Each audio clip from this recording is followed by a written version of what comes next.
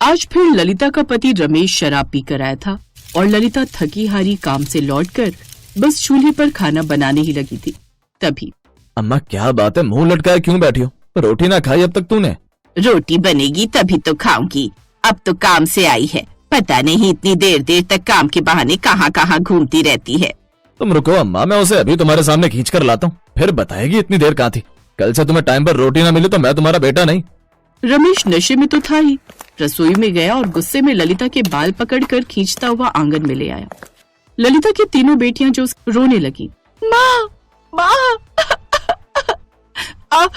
छोड़ दीजिए मुझे, मैंने क्या किया है जो आप मुझे यूं मार रहे हैं?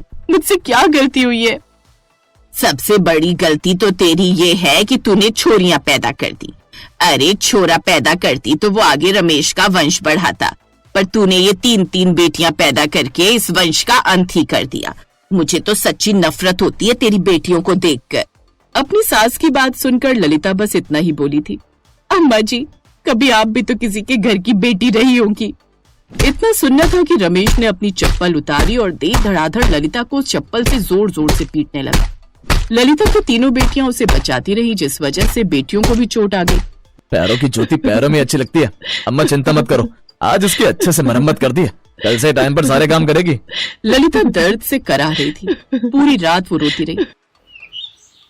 अगली सुबह ललिता हिम्मत करके काम पर पहुंची।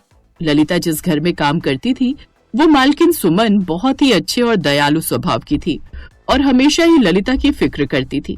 ललिता बात सुन। जी भाभी। कल फिर मारा है ना तेरे पति ने तुझे? कितनी बार समझाया छोड़ दे ऐसे घटिया और बेरहम पति को। कैसे छोड़ दूं भाभी, मेरे जाने के बाद इनकी और माँ जी की देखभाल कौन करेगा? कैसी बातें कर रही है ललिता? जो औरत तेरी और तेरी बेटियों की इज्जत नहीं करती, जिसे लगता है कि तूने बेटियां पैदा करके कोई पाप किया है, जो बेटियों को अभिशाप समझती है, तू उस औरत की परवाह कर रही है। जब तेरे पति और सास को तेरी कोई परवाह नहीं तो तू क्यों उनके लिए अपना और अपनी बेटियों का जीवन खतरे में डाल रही है? मैं बस इतना कहूंगी, जिस घर में बेटियों की इज्जत नहीं वो घर मंदिर समान नहीं, एक खंडहर के समान है। ललिता की आंखों में आंसू थे। उसका दर्द सुमन साफ साफ महसूस कर रही थी, पर वो सिर्फ समझा सकती थी। फैसला तो खुद ललिता को ही लेना था। शाम को जब ललिता घर पहुंची तो उससे पहले घर का नजारा कुछ और ही था। तुम तीनों को कितना समय लगेगा चाय पकौड़े बनाने में? दादी ये लो पकौड़े। थू थू थू अम्मा जी, पकौड़ों में नमक बहुत ज्यादा है। गरम जलियों तीनों की तीनों मनहूस है, एक काम ठीक से नहीं होता। अम्मा वैसे भाभी ने इन तीनों को सिर पर चढ़ा रखा है। बताओ तो, बेटियों को तो सारे काम आने चाहिए, आगे चलकर चूल्हा चौका कैसे संभालेगी? रुक, मैं आज इन तीनों को। सास ने तीनों बेटियों को मारने के लिए हाथ उठाया ही था कि तभी ललिता घर में दाखिल हुई। उसने देखा कि उसकी बेटियां डर कर सहमी हुई खड़ी थी और सास उन्हें मारने के लिए तैयार थी। ललिता ने तुरंत अपनी बेटियों को अपने पीछे खींच लिया। अम्मा जी, आज के बाद आप मेरी बेटियों पर हाथ नहीं उठाएंगी और कोई भी मेरी बेटियों को मनहूस या करमजली नहीं कहेगा। तू हमें सिखाएगी कि क्या कहें और क्या ना कहें? बताऊं तुझे? अरे अग्नि बन गई है? हाँ बन गई हूँ शेरनी, बहुत हो गया, बहुत सह लिया मैंने और मेरी बेटियों ने। क्या हो रहा है सब? क्या नाटक लगा रखा है? कल की मार भूल गई क्या? हैं? या दोबारा याद दिलाऊं? हाथ तो लगा कर दिखाओ। हाथ न तोड़ दिए तुम्हारे तो मेरा नाम भी ललिता नहीं। रमेश ललिता पर हाथ उठाने ही वाला था कि ललिता ने पीछे हटकर उसे धक्का दे दिया। रमेश नशे में होने के कारण लड़खड़ा कर गिर गया। ललिता ने अपनी तीनों बेटियों का हाथ पकड़ा। गुस्से में मानो आज अत्याचार के खिलाफ लड़ने के लिए साक्षात मां दुर्गा की शक्ति ललिता में समा गई थी। अंशु, रिया, पूजा, चलो यहाँ से, अब हम कभी वापस नहीं आएंगे। ललिता अपनी बेटियों के साथ अपनी सारी जमा पूंजी और कुछ कपड़े लेकर उस घर से बाहर निकल गई, जहाँ उसे कभी मान सम्मान नहीं मिला था। उसने पीछे मुड़कर नहीं देखा। उसकी आंखों में अब डर नहीं बल्कि एक नया संकल्प था, अपनी बेटियों को एक सम्मानजनक जीवन देने का संकल्प। ललिता के घर से चले जाने के बाद रमेश और उसकी माँ की जिंदगी में तूफान आ गया। जिस ललिता को वो पैर की जूती समझते थे वही उनके घर का सहारा थी। ललिता के पैसों से ही घर का खर्च चलता था। अब न पैसा था न खाना। माँ बेटा दोनों भूखे रहने लगे और धीरे धीरे उनकी तबीयत बिगड़ने लगी।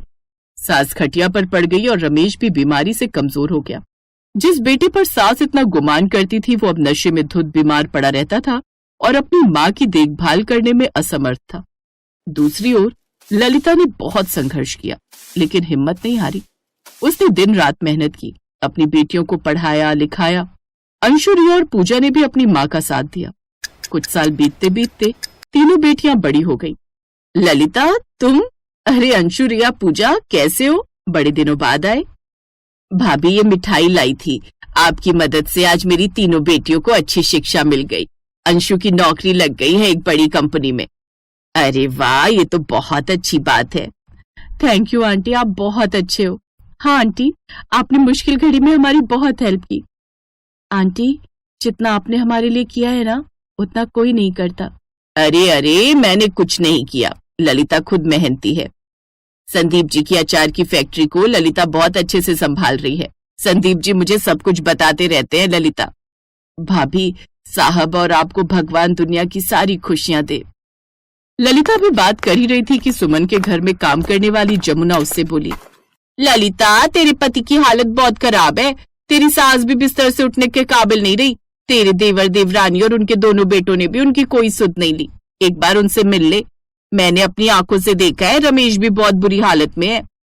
जमुना की बात सुनकर एक पल के लिए ललिता की आंखों में आंसू आ गए।